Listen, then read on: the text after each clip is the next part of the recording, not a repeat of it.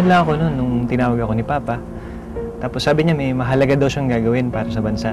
Niyakap niya ako at sabi niya na baka hindi na raw kami magkita.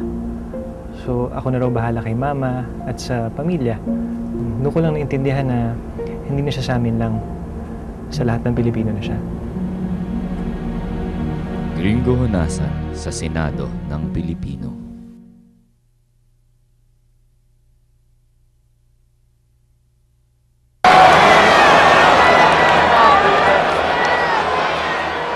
Eleven lang ako noon nung tinawag ako ni Papa. Tapos sabi niya may mahalaga daw siyang gagawin para sa bansa. Niyakap niya ako at sabi niya na baka hindi na raw kami magkita.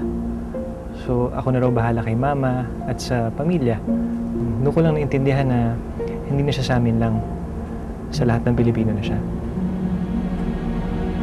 Gringo Honasan sa Senado ng Pilipino.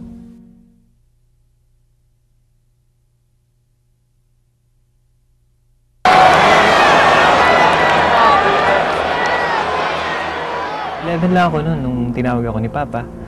Tapos sabi niya may mahalaga daw siyang gagawin para sa bansa. Niyakap niya ako at sabi niya na baka hindi na raw kami magkita.